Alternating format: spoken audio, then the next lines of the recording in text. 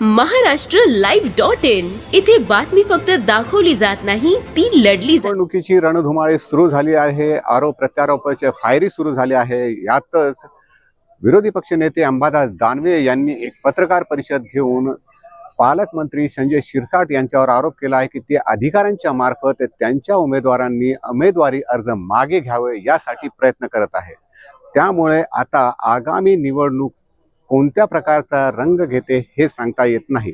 पाहूया अंबादास दानवे यांनी पत्रकार परिषदेत कोणकोणते आरोप केले। अधिकाऱ्यांना अडचणीत आणायचं नाही, पण सुपर क्लासवर एका अधिकाऱ्याने एका आमच्या उमेदवाराला फोन केला आणि तो अधिकारी कोणाच्या जवळचा आहे माझ्याकडे पूर्ण माहिती आहे, कारण त्या अधिकाऱ्याचा फोन यायच्या 10 मिनिटं आधी जिल्ह्याचे पालकमंत्री संजय शिरसाट नाव घेतो यांनी त्या उमेदवाराला फोन केला होता। कोणाच्या फोनून केला होता, काय केला होता हेही आमच्याकडे व्यवस्थित आहे, जर त्यांनी नकार दिला तर। परंतु अशा धमक्याला आमचे उमेदवार घाबरणार नाही। कोकणवाडी भागात आमचा एक तांबे नावाचा सामान्य उमेदवार आहे, धनगर समाजाचा आहे। पहिल्यांदा शिवसेनेनं त्या भागातील धनगर समाज मोठ्या प्रमाणात असताना उमेदवारी दिलेली आहे। एक तरुण कार्यकर्ता याला धमक्या दिल्या जातात, याला आधी प्रलोभन दिलं जातं की 25 लाख देतो, 15 लाख देतो, 10 लाख देतो, 20 लाख देतो।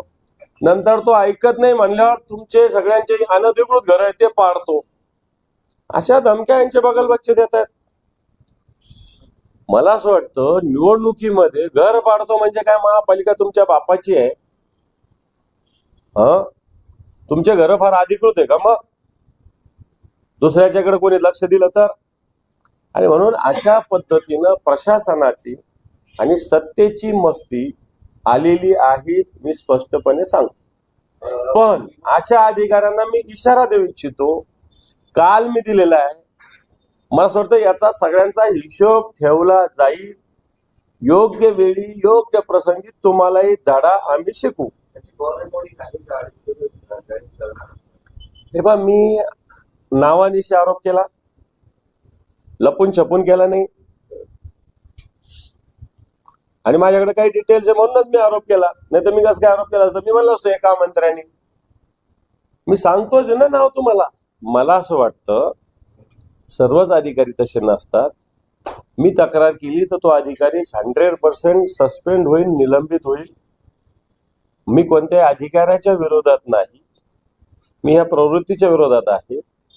मला कोणाच्या पोटावर पाय द्यायचा नाही, ही माझी नम्र भूमिका आहे। त्या अधिकाऱ्याकडे जाऊन व्यवस्थित त्याच्या चेंबरला जाऊन मी सांगेल, एक कानाखाली वाजवायला लागलं तर त्याच्या, पण त्याला जाऊन सांगेल मी। नको नको नको नको, मला मी सांगितलं त्याच्या पोटावर मला पाय नाही द्यायचं, एवढंच सांगतो।